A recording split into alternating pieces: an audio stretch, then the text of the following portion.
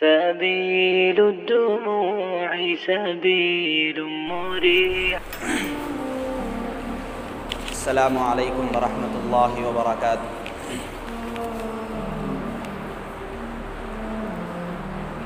الحمد للہ وحدہ والصلاة والسلام علی من لا نبی بعدہ اما بعد فاعوذ باللہ من الشیطان الرجیم. بسم اللہ الرحمن الرحیم. فصل لربک وانحر.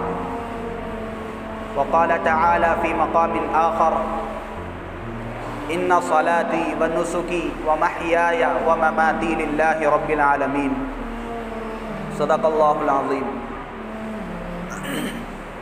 وقال النبی صلی اللہ علیہ وسلم من وجد ساعة فلم يضحي فلا يقربن مصلانا او كما قال صلی اللہ علیہ وسلم. اللهم صل على سيدنا محمد وعلى آل سيدنا محمد وبارك وسلم. اللهم صل على سيدنا محمد وعلى آل سيدنا محمد وبارك وسلم. اللهم صل على سيدنا محمد وعلى آل سيدنا محمد وبارك وسلم. سبحان ربك رب العزة عما يصفون وسلام على المرسلين والحمد لله رب العالمين. معزز سامعین، عزیز دوستوں، اللہ تبارک و تعالی کا ہم پر فضل و کرم یہ ہوا کہ اللہ تبارک و تعالی نے ایسے وبائی دور میں بھی ہم سب کو صحت مند و تندرستی توانائی عطا فرمائی ہے. میرے عزیز دوستوں، اسلام ایک آفاقی مذہب ہے جو کہ انسانوں کی ہر شعبے میں مکمل رہبری و رہنمائی کرتا ہے. اسلام نے ہمیں ہر شعبے میں ایسے ہی نہیں چھوڑا بلکہ مکمل رہبری کی ہے. میرے عزیز دوستوں، اسلام نے جس طرح اپنے ماننے والوں سے عبادات بدنیہ یعنی نماز روزہ وغیرہ کا مطالبہ کیا ہے، اسلام نے اسی طریقے سے اپنے ماننے والوں سے عبادات مالیہ یعنی قربانی زکوٰۃ وغیرہ کا بھی مطالبہ کیا ہے. عبادات مالیہ میں قربانی ایک اہم ترین عبادت ہے. قربانی کوئی رسمی چیز نہیں ہے بلکہ قربانی مستقل ایک عبادت ہے. قربانی دین اسلام کی روح ہے. قربانی اسلام کے شعائر میں سے ہے. میرے عزیز دوستو، اس عبادت میں روپیہ پیسہ خرچ کرنا، فیشن کے نام پر بڑے مہنگے بکرے ذبح کرنا، یہ اس عبادت کا منشا نہیں ہے. اس عبادت کا منشا تو ان صلاتی و نسکی و محیای ومماتی للہ رب العالمین ہے. میرے عزیز دوستو، اس عبادت کا منشا حکم خداوندی فصل لربک وانحر کہ اللہ کے نام پر اللہ کی رضا کے لیے متعینہ جانور کو ذبح کرنا ہے اور جانور کا خون بہانا ہے. یہ اسلام کی ایک خصوصی عبادت ہے جو کہ خصوصی وقت میں ادا کی جاتی ہے، انجام دی جاتی ہے. اور قربانی ہر ایک پر واجب نہیں ہے، صرف ان لوگوں پر ہی قربانی واجب ہے جو ایام قربانی میں بقدر نصاب مال کے مالک ہو. میرے عزیز دوستو، ہندوستان کے حساب سے اگر آدمی کے پاس 25 سے 30 ہزار کا مال ہو یا رقم ہو یا اس سے زائد کوئی رقم ہو تو اتنی قیمت کا اگر کوئی مالک ہوگا تو اس کے اوپر ہندوستان میں قربانی واجب ہے. قربانی کا کوئی بدل نہیں ہے. اللہ کے نبی صلی اللہ علیہ وسلم کے عمل سے قربانی ثابت ہے. میرے عزیز دوستو، قربانی 3 دن میں دی جاتی ہے.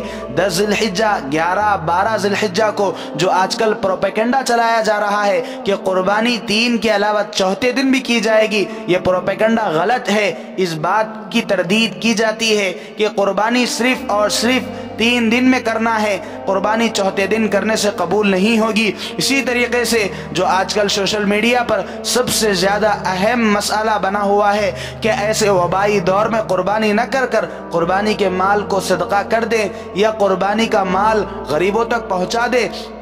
یہ صرف سیکولر جو بالکل دین سے بیزار لوگ ہیں ان کا ذہن ایسا بنا ہوا ہے. میرے عزیز دوستو، قربانی حکم خداوندی ہے. قربانی آج سے پہلی امتوں میں ثابت تھی کہ وَلِكُلِّ أُمَّةٍ جَعَلْنَا مَنْسَكًا لِيَذْكُرُوا اسْمَ اللَّهِ عَلَى مَا رَزَقَهُم مِّن بَهِيمَةِ الْأَنْعَامِ. اللہ تبارک و تعالی نے قربانی کو اس سے پہلی امتوں میں بھی رکھا ہے لیکن ان کا طریقہ کچھ اور تھا، ہمارا طریقہ کچھ اور ہے. بہرحال قربانی ہر صاحب نصاب پر واجب ہے. اللہ اللہ کے نبی صلی اللہ علیہ وسلم نے قربانی کو امت محمدیہ کے لیے اپنے عمل سے ثابت کیا ہے کہ میں بھی قربانی کر رہا ہوں، تم کو بھی قیامت تک قربانی کرنا ہے۔ میرے عزیز دوستو، اس عبادت کا بدلہ کوئی دوسرا ہو ہی نہیں سکتا۔ آج سے 2 سال پہلے کیرلا کا سیلاب 2018 میں آیا تھا، اس وقت بھی یہ پروپیگنڈا بہت چلا کہ بھوک مری سے لوگ بیمار، بھوک مری کے شکار ہیں، لوگ بیماریوں کے شکار ہیں، لوگوں کی مدد کی جائے۔ میرے عزیز دوستو، مدد کرنا یہ مستقل ایک الگ عبادت ہے، قربانی کرنا یہ مستقل ایک الگ عبادت ہے۔ 2 عبادتیں ایک دوسرے کا بدل نہیں ہو سکتی، اسی لیے قربانی ہم کو، جو لوگ صاحب نصاب ہے، قربانی کے بجائے کوئی دوسری چیز نہیں کرنا چاہیے، ان کو قربانی ہی کرنا چاہیے، کیونکہ اللہ کے نبی صلی اللہ علیہ وسلم کے اعمال سے بھی قربانی ثابت ہے۔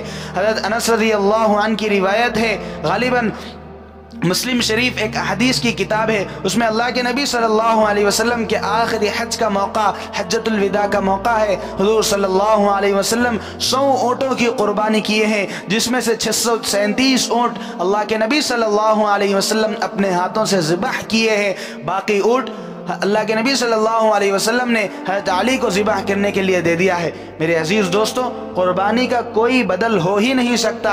اللہ کے نبی صلی اللہ علیہ وسلم کے عمل سے، اللہ کے نبی صلی اللہ علیہ وسلم کی زبان مبارک یعنی قول سے یہ ثابت ہے کہ قربانی ہر صاحب نصاب پر واجب ہے۔ جناب رسول اللہ صلی اللہ علیہ وسلم نے اس قربانی کے بے شمار فضائل، اس کی حقیقتیں بیان فرمائی ہے۔ میرے عزیز دوستو، حدیث کی ایک کتاب ہے، اس کتاب میں اللہ کے نبی صلی اللہ علیہ وسلم سے حضرات صحابہ نے پوچھا کہ اللہ کے نبی، یہ جو قربانی ہم کرتے ہیں، یہ قربانی کیا ہے، اس کی حقیقت کیا ہے؟ تو اللہ کے نبی صلی اللہ علیہ وسلم نے فرمایا، جس کے راوی زید بن ارقم رضی اللہ عنہ ہے، اللہ کے نبی سے پوچھا گیا، اے اللہ کے نبی، ما هذه الاضاحی، ہم جو قربانی کرتے ہیں وہ قربانی کیا ہے؟ تو آپ صلی اللہ علیہ وسلم نے فرمایا، یہ تمہارے دادا جان، تمہارے جد امجد کی سنت ہے، ان کی نشانی ہے، ان کی یادگار ہے کہ سنت ابیکم ابراہیم۔ میرے عزیز دوستو، اس کا مطلب یہ ہے کہ قربانیاں تو پہلے بھی تھی، لیکن جس طور طریقے پر ہم قربانی کرتے ہیں، گوشت کو خود کھاتے ہیں، اپنے عزیز و اقارب رشتہ داروں میں بانٹتے ہیں، یہ قربانی کی ایجاد سیدنا ابراہیم علی نبینا علیہ السلام کے زمانے سے ہوئی ہے۔ میرے عزیز دوستو، اللہ کے نبی صلی اللہ علیہ وسلم سے صحابہ نے پوچھا، اللہ کے نبی فما لنا فیہا یا رسول اللہ، اے اللہ کے نبی، ہم پر اس قربانی کرنے سے ہم کو کیا ملے گا؟ تو حضرات غور کریں، اللہ کے نبی صلی اللہ علیہ وسلم نے کیا جواب دیا؟ فرمایا کہ بِكُلِّ شَعْرَةٍ حَسَنَةٍ، ہر ایک بال کے بدلے میں ایک نیکی ملے گی۔ تو اللہ کے نبی صلی اللہ علیہ وسلم سے صحابہ نے عرض کیا، اے اللہ کے نبی، فَالصُّوفُ، یا رسول اللہ، بکری کے تو بال ہوتے ہیں، بھیڑ کے اون ہوتے ہیں، اس پر ہم کو کیا ملے گا؟ وہ تو بالکل بہت ہوتے ہیں اور گھنگور قسم کے ہوتے ہیں۔ تو اللہ کے نبی صلی اللہ علیہ وسلم نے کہا کہ اون کے ہر بال کے بدلے میں بھی اللہ تبارک و تعالی تم کو ایک نیکی عطا کریں گے۔ سبحان اللہ۔ عزیز دوستو، سوچے، قرآن مجید کا تو دستور ہے، من جاء بالحسنۃ فلہ عشر امثالھا، کہ اللہ تبارک و تعالی ایک نیکی لانے پر 10 گناہ بڑھا کر اجر دیں گے۔ اللہ اکبر! کس قدر نیکیاں ہم کو اللہ تبارک و تعالی قربانی پر عطا کرتے ہیں۔ میرے عزیز دوستوں، کوئی بندہ ہے اس مجلس میں، مسجد کے اس مصلیوں میں کوئی بندہ ہے جو بکری کے بال گن سکے یا مینڈ اور بیل وغیرہ کے بال گن سکے؟ کوئی نہیں گن سکتا۔ میرے عزیز دوستو، ام المؤمنین صدیقہ کائنات اما جان عائشہ رضی اللہ عنہ فرماتی ہیں کہ اللہ کے نبی صلی اللہ علیہ وسلم نے فرمایا، ما عمل ابن آدم یوم النحر عملا احب الى اللہ عز وجل من احراق الدم، یعنی قربانی کے دنوں میں اللہ تبارک و تعالی کے یہاں سب سے زیادہ محبوب ترین عمل جو ہے وہ خون کا بہانا ہے، یعنی جانور کا ذبح کرنا ہے۔ جانور کی قربانی اللہ کے یہاں بہت محبوب ہے۔ اللہ تبارک و تعالی چاہتے ہیں کہ میرا بندہ میرے بنائے ہوئے جانور کو میرے لیے، میرے نام پر قربان کرے۔ میرے عزیز دوستو، اللہ تبارک و تعالی ہمارے لیے یہ چاہتے ہیں کہ ہم جانور کی گردن پر چھری رکھیں اور اللہ کا نام اور اللہ کی رضا کے لیے اس کی تعمیل کو میرے میرے عزیز دوستو بجا لائے۔ اللہ کے نبی صلی اللہ علیہ وسلم فرماتے ہیں کہ وَإِنَّهُ لَتَأْتِي يَوْمَ الْقِيَامَةِ بِقُرُونِهَا وَأَظْلَافِهَا وَأَشْعَارِهَا۔ میرے عزیز دوستو جب قیامت کے دن یہ جانور اللہ کے یہاں پیش ہوگا، میدان محشر میں پیش ہوگا، تو یہ جانور اس کا گوشت نہیں آئے گا، بلکہ یہ جانور صحیح سالم ہو کر اس کے کھر آئیں گے، اس کے سینگ بھی آئیں گے، اس کے بال آئیں گے، اس کی ذرے ذرے کی ہر چیز آئے گی۔ غور کرے، گوشت تو ہم کھا لیے ہیں، صدقہ خیرات کر دیے ہیں، عزیز و اقارب میں بانٹ دیے ہیں، مگر میرے عزیز دوستوں کیا ہم نے سینگ کو کھایا تھا؟ کیا ہم سینگ کو صدقہ خیرات کیے تھے؟ کیا ہم بال کو صدقہ خیرات کیے تھے؟ کچھ نہیں۔ اس کے باوجود اللہ تبارک و تعالیٰ کل قیامت کے دن اس کا بھی اجر ہم کو عطا فرمائیں گے۔ اس کے حاضر ہونے کا مطلب محدثین یہ فرماتے ہیں کہ یہ کل ہمارے نام اعمال میں رکھا جائے گا اور اس کے وزن کے برابر ہماری نیکیاں بڑھا دی جائیں گی۔ تو سوچے ہم قربانی کرنے سے کیوں پیچھے ہٹے؟ میرے عزیز دوستو آگے اللہ کے نبی صلی اللہ علیہ وسلم کی روایت کیا ہے، غور کریں۔ وَإِنَّ الدَّمَعَ لَيَقَعُ مِنَ اللَّهِ عَزَّ وَجَلَّ بِمَكَانٍ قَبْلَ أَن يَقَعَ عَلَى الْأَرْضِ، کہ جانور کا خون زمین پر گرنے سے پہلے ہی اللہ تبارک و تعالی اس جانور کے خون کے زمین پر گرنے سے پہلے ہی اسے شرف قبولیت سے نوازتے ہیں۔ میرے عزیز دوستوں اسی لیے ہم کو چاہیے کہ فَطِيبُوا بِهَا نَفْسًا، خوش دلی کے ساتھ، فراغ دلی کے ساتھ، چاہت کے ساتھ قربانی دیا کریں، چاہت کے ساتھ قربانی کریں۔ قربانی کوئی رسم چیز سمجھ کر جان چھڑانے کی نیت سے نہ کرے۔ میرے عزیز دوستو اگر جانور کو ذبح کرنے کا حکم بھی نہیں ملتا، صرف میرے عزیز دوستو جانور کو ہم کو صرف ذبح کرنا ہی ہوتا، اس کے اوپر نیکیاں نہ ملتی، تو اس وقت ہمارا کیا ہوتا؟ تب بھی ہم کو حکم خداوندی سمجھ کر اس حکم کو بجا لانا ضروری تھا، اس حکم کی تعمیل کرنا ضروری تھا۔ لیکن اللہ تبارک و تعالیٰ کی شان دیکھیے کہ اللہ تبارک و تعالیٰ نے جانور کے ذبح کرنے پر چاہے اس جانور کو تم خود کھا لو تب بھی اجر تم کو دیں گے، چاہے اس جانور کو صدقہ خیرات کر دو، چاہے اس جانور کو تم رشتہ داروں میں بانٹ دو، میرے عزیز دوستو تب بھی اللہ تبارک و تعالیٰ ہم سب کو اس کا اجر عطا کریں گے قربانی کرنے والوں کے لیے۔ کس قدر اللہ کے نبی صلی اللہ علیہ وسلم نے فضائل بیان فرمائے ہیں۔ میرے عزیز دوستو ان سارے فضائل کے ساتھ ہی ساتھ کتابوں میں اللہ کے نبی صلی اللہ علیہ وسلم کی ایک روایت، ایک حدیث یہ بھی ملتی ہے جس سے اللہ کے نبی صلی اللہ علیہ وسلم کی ناراضگی، جس سے اللہ کے نبی صلی اللہ علیہ وسلم کی نفرت اس قدر ہم کو محسوس ہوتی ہے کہ آقا علیہ السلام نے فرمایا من وجد ساعتا فلم یضحی فلا یقربن مصلانا، جو شخص صاحب وسعت ہو، جو بقدر نصاب مال کا مالک ہو، جیسا کہ آپ کو ابھی بتلایا گیا، جس شخص کے پاس 30 سے 25 ہزار روپے مال ہو، زائد اپنی ضروریات سے زائد ہو، وہ شخص اگر قربانی نہ کرے اس کے لیے اللہ کے نبی صلی اللہ علیہ وسلم نے کتنی بڑی وعید فرمائی ہے۔ اس کا ترجمہ یہ ہے کہ میرے عزیز دوستو جو شخص وسعت کے باوجود قربانی نہ کرے، اللہ کے نبی صلی اللہ علیہ وسلم نے اس کا داخلہ عیدگاہ میں ممنوع قرار دیا ہے، اس کو اپنی عیدگاہ کے قریب نہ آنے کی وعید سنائی ہے۔ میرے عزیز دوستو اللہ کے نبی صلی اللہ علیہ وسلم کی ناراضگی مون لینے کے لیے کون تیار ہے؟ کون ایسا مسلمان ہے جو یہ چاہے کہ حضور صلی اللہ علیہ وسلم مجھ سے ناراض ہو؟ تو میرے عزیز دوستو ان احادیث مبارکہ سے مختصر وقت میں ہم کو یہ معلوم ہوتا ہے کہ قربانی کا عمل آپ علیہ السلام سے ثابت ہے۔ حضور صلی اللہ علیہ وسلم بذات خود قربانی کیا کرتے تھے۔